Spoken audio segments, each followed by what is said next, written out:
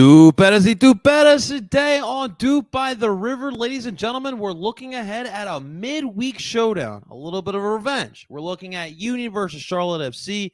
And ladies and gentlemen, don't you dare go anywhere because you do not want to miss this episode of Doop by the River. And let's get it started, guys.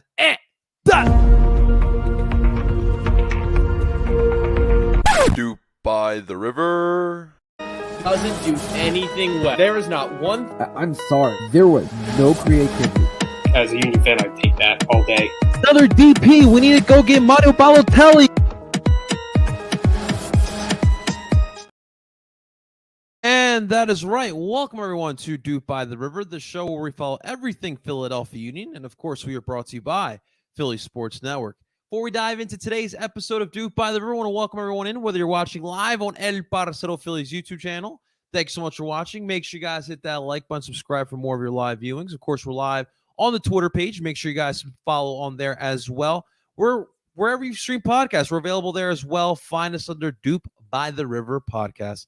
And, of course, ladies and gentlemen, it's going to be another quick one here today as we have two matches in 1 week, and we start off here with Charlotte FC. A lot to talk about, and we're going to get right on into it because today we are joined by our special friend calling the radio broadcast for sports radio WFNZ down in Charlotte. Our girl, you may know her on Twitter as Jess Talk Footy, but please welcome our girl, Miss Jess Charman. Jess, what's going on, girl? Welcome on back. How you feeling? I am so excited to be back. I know the last time we talked, it went Philadelphia's way. We didn't chat before the time it went the other direction. This is a very big week for both teams. And I'm interested to see if the game's a little bit more balanced. Both games last season kind of swung one way. Maybe this one is more of an even pickings match. It's a good point that you bring up there. And I know Charlotte's really excited to talk about that. We'll definitely get into it. We want to talk about Charlotte FC as well. But Jess, more importantly, yourself. How are you doing? You're killing it, girl. So let us know what's new with Jess this year. Yeah, I mean, just being busy, staying busy with the Apple TV deal. I think it's been really exciting, actually, for local broadcast on the radio. I'm really glad that was an avenue that was protected, and it's enabled us to be kind of like the official voices, no more competing with local TV. Our local TV guys were great, but it's nice to kind of be that featured persona that people connect with Charlotte FC. One of the most special things for me is during the matches, if you go to the toilet, if you go grab a beer, which is the best time to do it, you get to listen to us talking about the game. So it's been really good for my profile and being able to build that up. But yeah, it's also very helpful when your team's doing a lot better. Obviously, Charlotte sitting in 6 makes my job a whole world easier. A lot more stuff to talk about, that's for sure.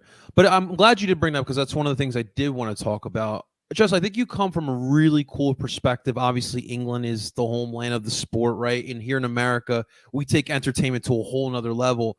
Apple TV was a very big deal for our young league. You kind of have a different perspective as you do work in the radio. You know, here in Philadelphia, there's a lot of fans who do put on the Apple TV. They may have Dave Leno and Lisa Roman and mute the TV so they can listen to the radio broadcast here in Philly. But for you, from the radio perspective, what's your thoughts on Apple TV? Like, where can it improve upon? Just overall, how you feel about it? Yeah, I think they've done a very good job in a lot of ways. A lot of the broadcast talent's obviously very exciting. I think MLS 360 is a great idea. Have they executed it perfectly? Not yet, but I think it's a great opportunity for them to keep building on it.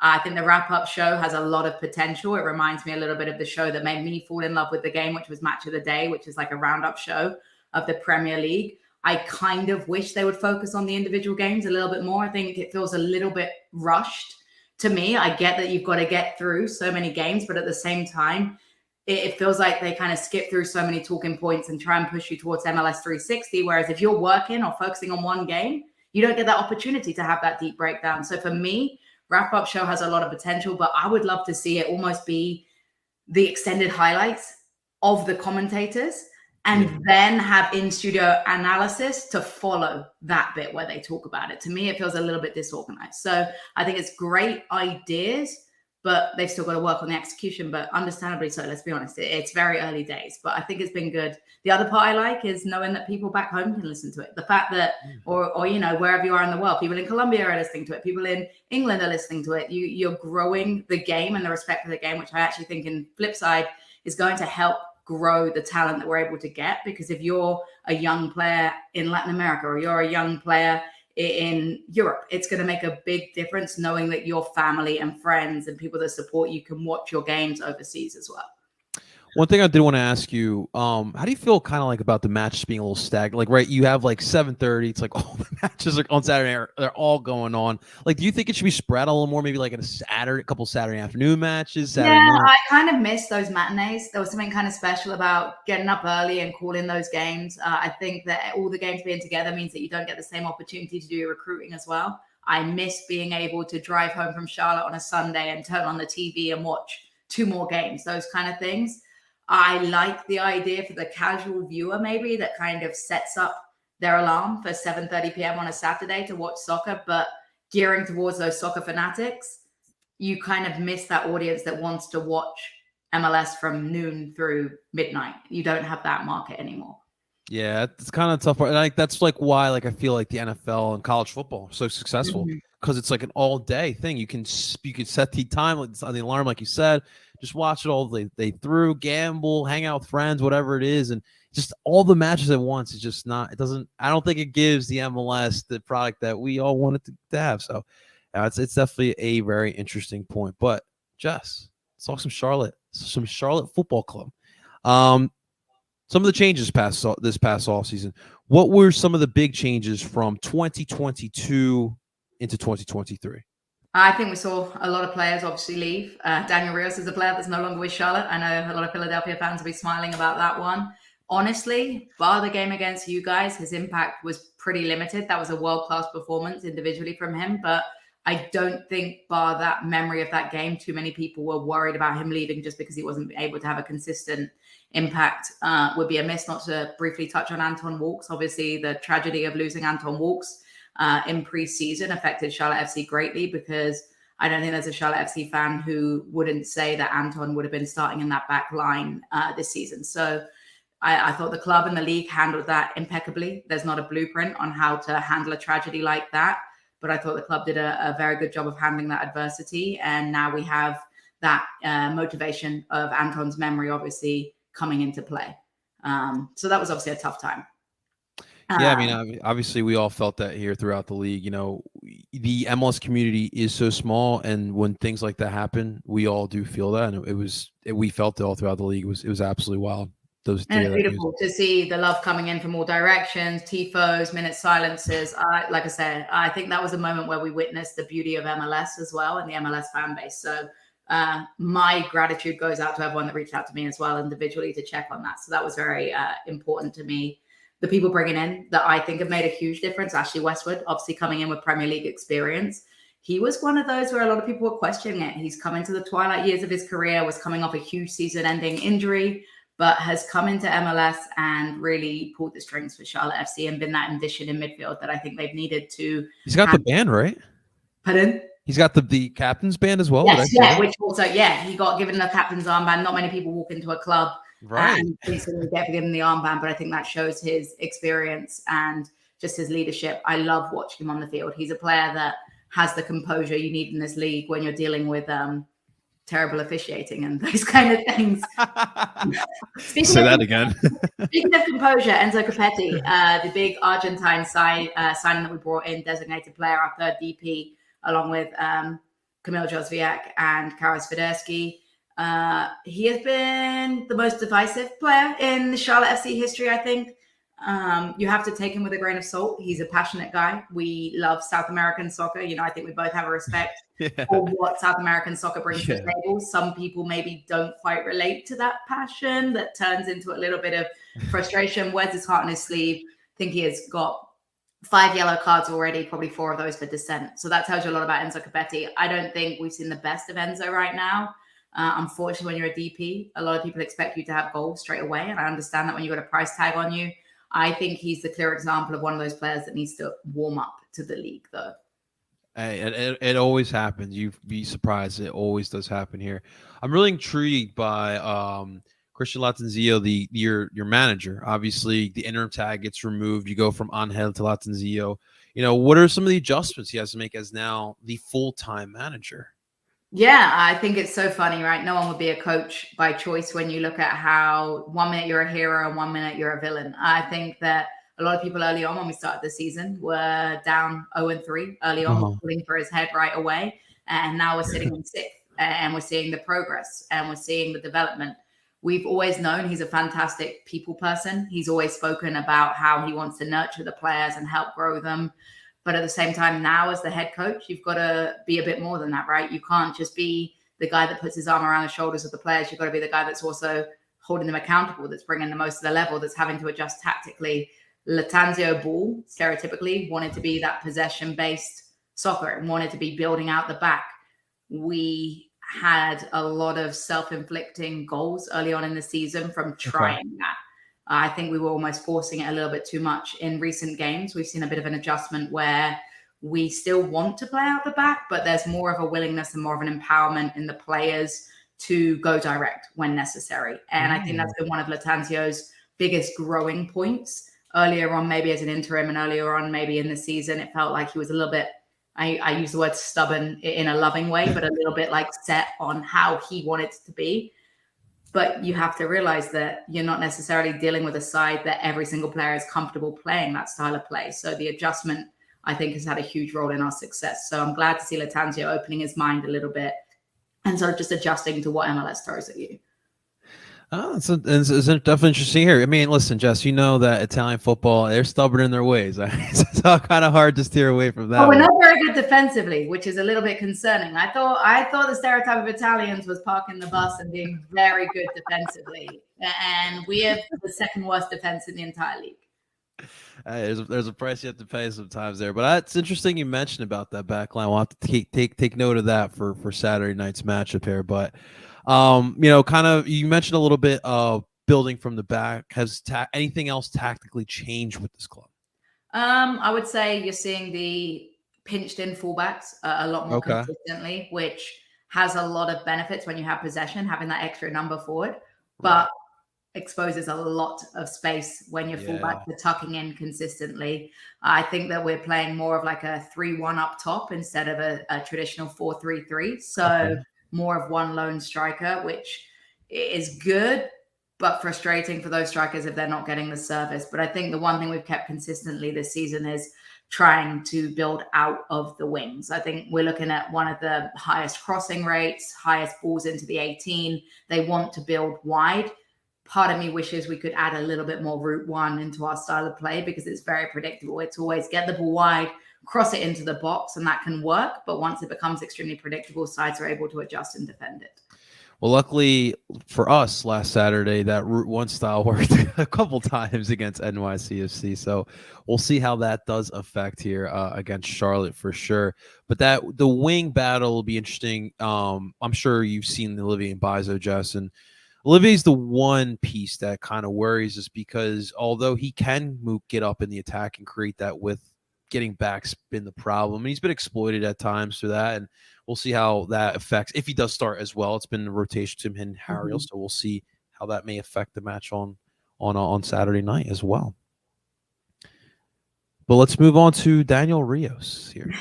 It's it's funny, Jess. You realize that match had literally determined the supporter shield last year. I know. And what a horrendous way to do it. Like, there's one thing losing. Okay, but here's how I feel about that one. It would have hurt for you guys if you had lost, but to lose from one player scoring 4 goals on you feels like the ultimate rubbing of salt into the wounds, right? Like, I don't know what would have been worse, like a 4-0 loss or a 1-0 dubious penalty in the 90th minute. Like, both are pretty terrible. Sorry, I'm not making many friends. It's funny because like the scene was set. Like it was a jury day in Charlotte. I think there was hurricane warnings that week, if I'm not mistaken. But regardless, it was a jury day. And then all of a sudden, this Daniel Rios, I had to Google Daniel Rios. They're scoring a brace. I'm like, all right, this guy can't put more than that. He puts up 4 on us and literally beat us. That led to what happened. And it was funny, just as that Daniel gets moved on to Chivas, which is like even more of a high pressure club. A huge signing. Like he was a very expensive signing. The front office team did an extremely good job, and that's not to disrespect Daniel, but we saw what he's capable of. But he's not been able to replicate that in Mexico. He's not been able to replicate that in MLS. He lacks the consistency, and he's one of those frustrating players that you have that has so much potential but can never fulfill it week in, week out, which is the difference between a good player and a great player, right? Yeah, absolutely. I think let's keep on to that consistent topic, because I think for a lot of Union fans, what I'm about to say is a little surprising, but Derek Jones has been consistently in your lineup. I love Derek Jones. That's crazy. The development of Derek Jones has been incredible at Charlotte. I'm happy for him. I think it has been waiting to come. A lot of the MLS pundits that have been following DJ for a long time have said, like, this has been a breakout that's waiting for happen.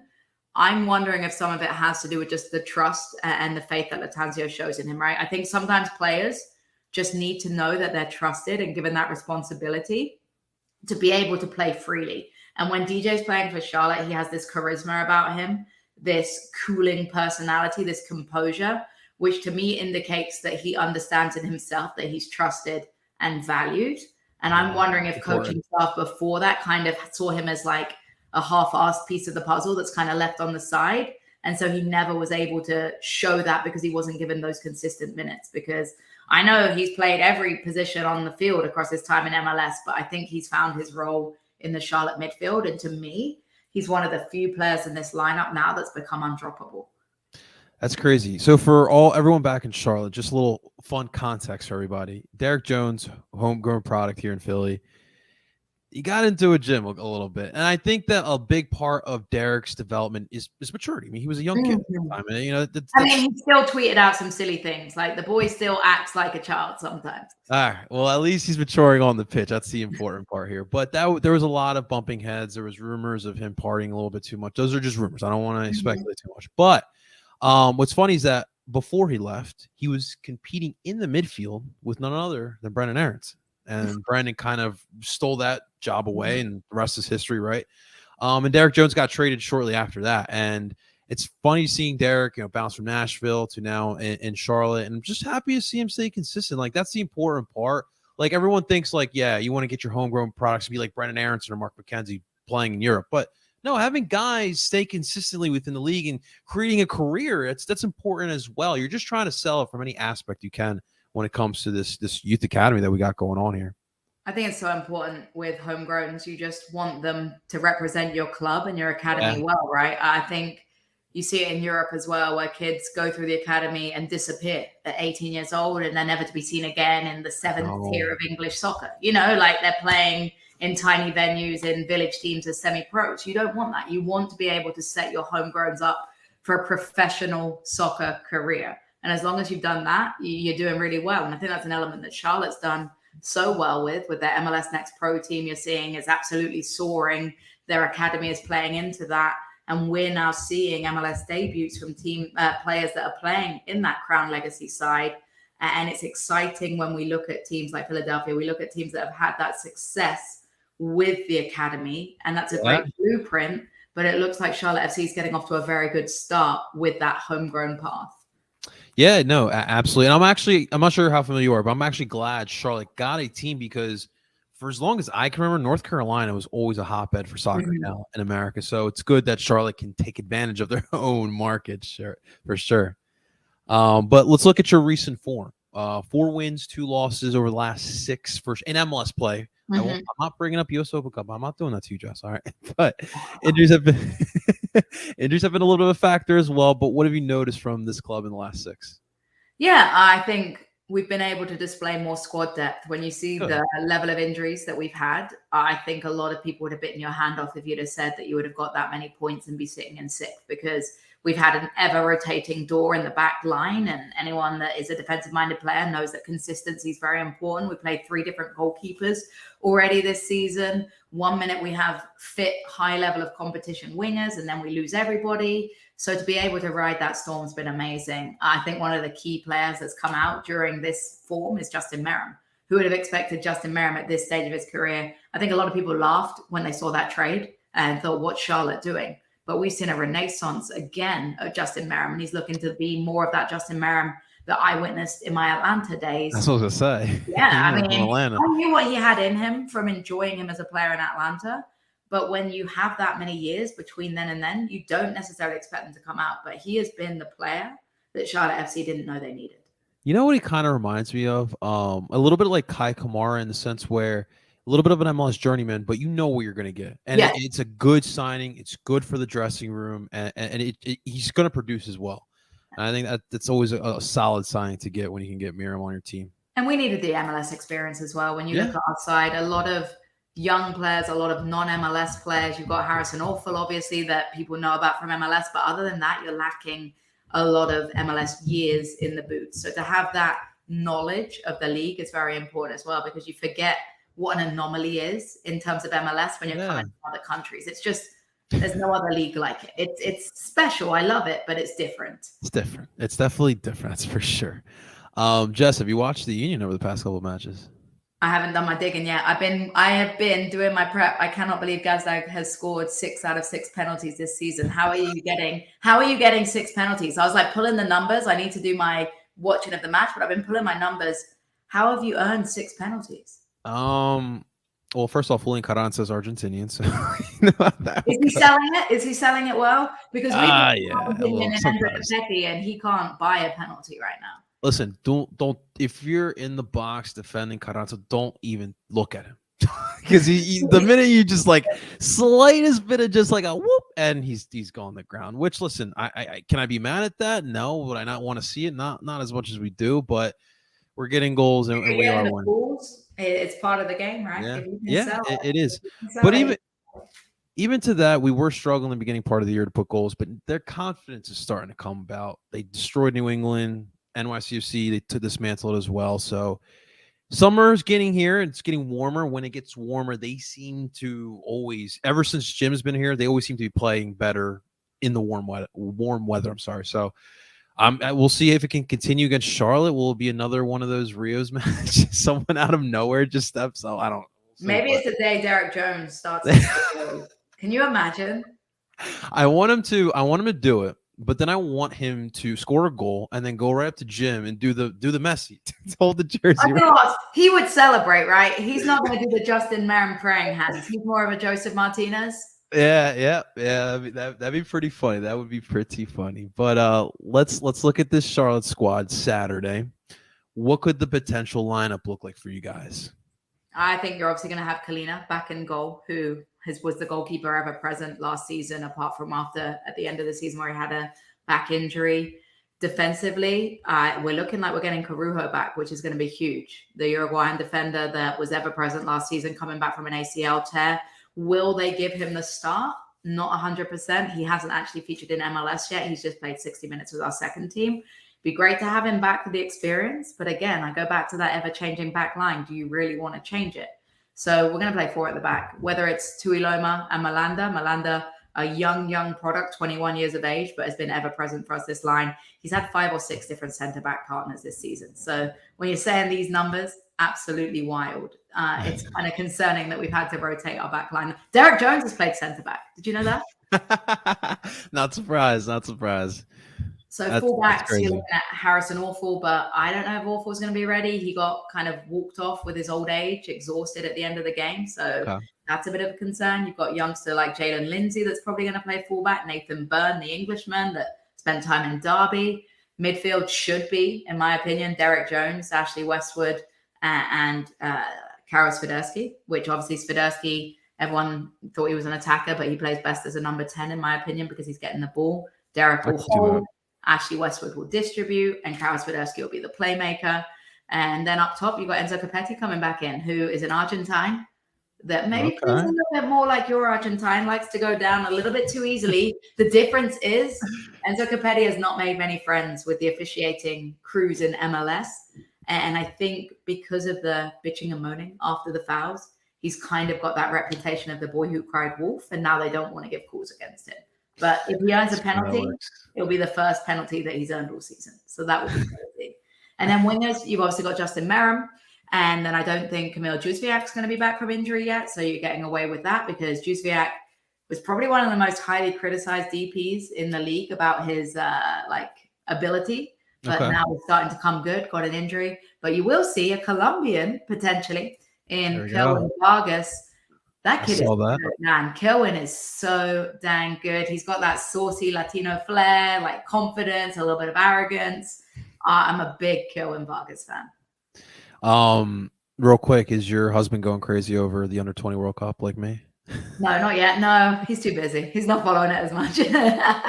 I put it on Saturday. I put on the last group stage match, Colombia versus Senegal, and everyone in my fiance's family was like, "What is wrong with you?" I was like, "Guys, this is under 20. You don't understand. It's a very big deal in Colombia. All right, we're all." It is so important with Yeah. how it means for the futures. You know what I mean? It's Yeah. exciting to see these products. It's amazing to think about the level that they're going to potentially be at in 4 years' time. But even like here in America, I feel like they're like the diehard American fans are sitting on their phone watching it. No, Mhm. in Colombia, everywhere you go, it's like a big Well, match. think about the women's. You remember Women's Copa America? Yeah, How yeah. crazy that was in Colombia during the Copa. That was insane. Yeah, so we're I'm heavily invested in the under 20 World Cups here in Argentina, but let's get to some predictions here, Jess. What do you think will happen this upcoming Saturday night between Charlotte's FC and the Philadelphia Union? Okay, I would take a draw. I would definitely run away with a draw. I would like a 1-1 draw because I don't think we're going to keep a clean sheet. I think you guys will catch us on a long direct ball. We've not been great at defending those quick counter attacks, but I think we'll be able to break you down for a goal. So let's go with a 1-1 draw. I would run away with it because Philly's not an easy place to go play.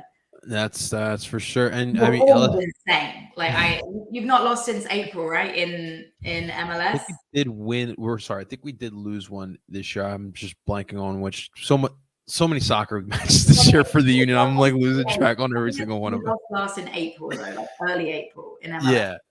Yeah.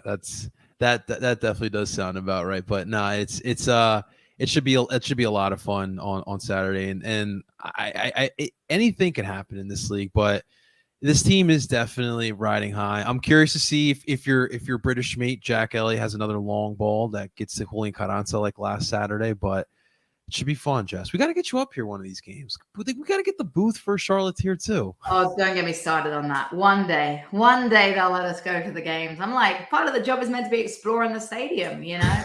Yeah. We'll get there in the end. I'll just call it off the TV for this week. Well, hey, listen, you guys know where to find Jess. Jess, to give everyone a reminder, where people can find you, where people can listen to you on game day, all the above. Yeah, so it's Jess Talks Footy on social media, Instagram and Twitter. We are on the WFNZ radio app during games. And if it's a home game for Charlotte FC, you can also on Apple TV select languages and local radio, which is an awesome feature that syncs it up with the broadcast. So you can see the TV broadcast with the radio. So really cool that they're doing that.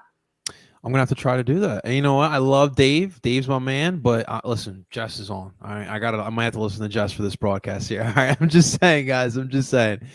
But ladies and gentlemen, please give a big thank you to Jess. Jess, seriously, thank you for all the insight on Charlotte. Make sure you guys follow her, check her out. Make sure you guys follow us and subscribe to us here to keep you up to date with everything Philadelphia. But ladies and gentlemen, that is Jeff Charman. Of course, I go by the name of El Parcero Philly, and we're telling you guys